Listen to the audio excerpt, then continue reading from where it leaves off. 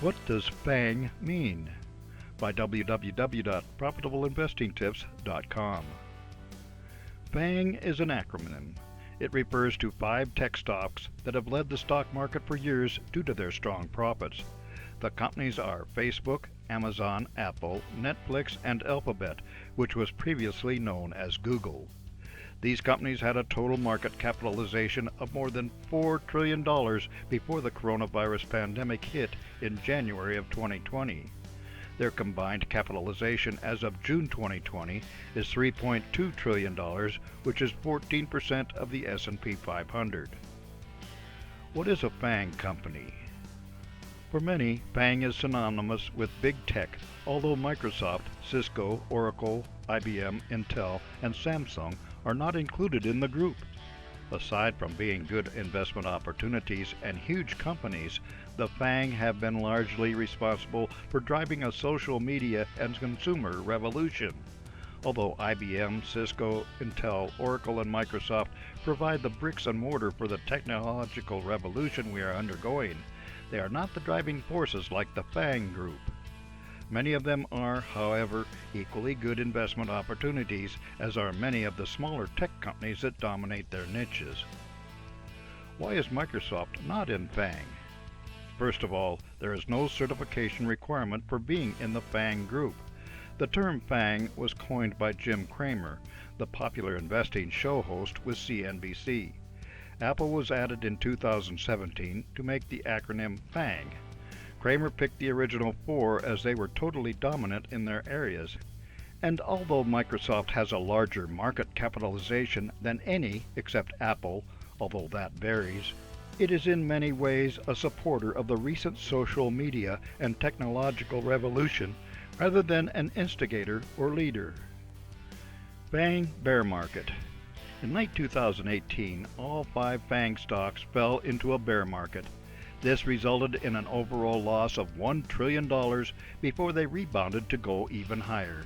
This was repeated with an even greater loss at the onset of the COVID-19 pandemic. But again, the stocks have recovered and in fact led the market in the first stages of a market recovery. The general consensus is that the social distancing forced upon us by the virus has in many ways benefited these companies. Amazon has thrived as brick-and-mortar stores were forced to close. Netflix has benefited from folks looking for entertainment during a difficult time. And Google, Apple, and Facebook have benefited from both work and socializing moving almost entirely onto the internet. It would appear going forward that any FAANG bear market is likely to be short-lived. FAANG Bubble. As the stock market rally continued into the new decade, the recurring predictions of a FAANG bubble bursting continued as well. The fundamentalists in stock investing look at high PE ratios and predict doom and gloom. The technicians see every tweak of the market as a forewarning of a collapse of these stocks.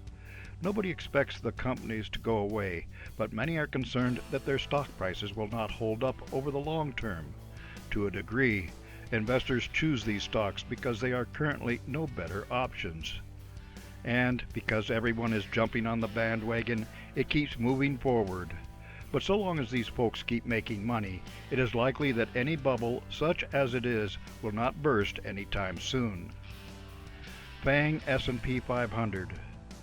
Over the last decade, more and more investors have chosen a passive approach. They pick an index fund that tracks the S&P 500 and put their money in using dollar cost averaging.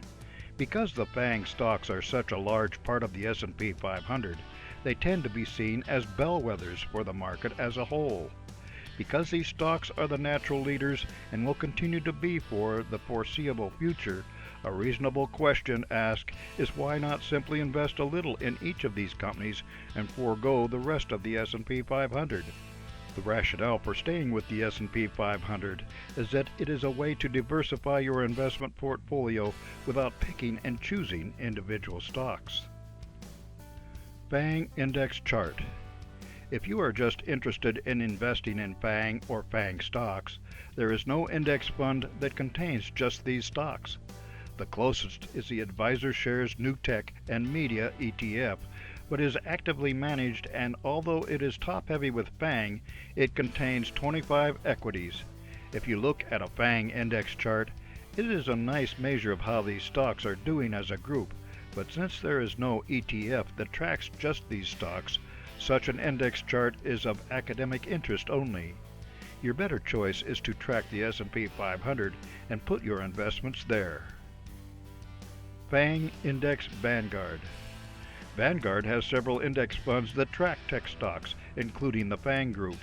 They do not, however, have an index fund that tracks only FAANG, nor does anyone else. Part of this is because a fund with only 5 stocks is barely an index fund, but rather a collection of a few stocks. As we noted previously, with this narrow of an approach, one would do as well investing equally in each of the member stocks of the FAANG group. It would be easy to use a dollar cost averaging approach so that investments would adjust for the current price of any of the stocks. For more insights and useful information about investments and investing, visit www.profitableinvestingtips.com.